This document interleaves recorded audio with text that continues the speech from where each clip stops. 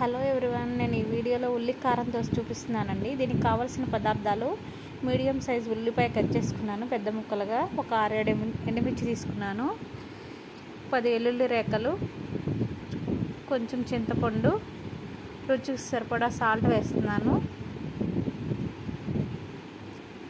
Salt వేసాను.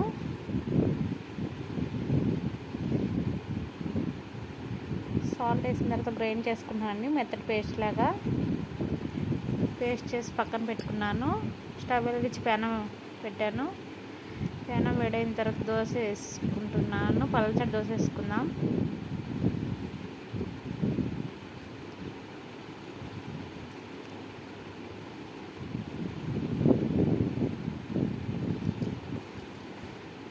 పలచటి dosa వేసేసానండి.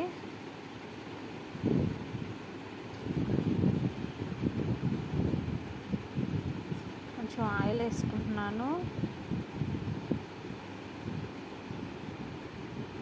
Paste చేసి పక్కన పెట్టుకున్న ఉల్లి కారం పేస్ట్ని తీసుకుని దోశకి అప్లై చేసుకుంటున్నాను.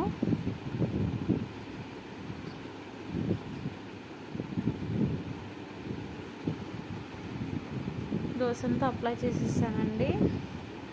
ఇలా కొంచెంసేపు దోశని ఏగనిద్దాం.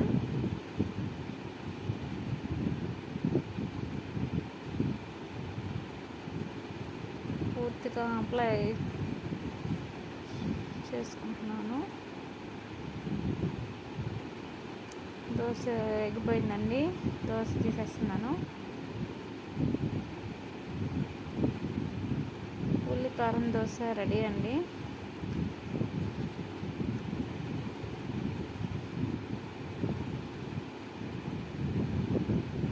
ప్లేట్లోకి సర్వ్ చేసుకుని మీకు నచ్చిన చట్నీతో తినడమే.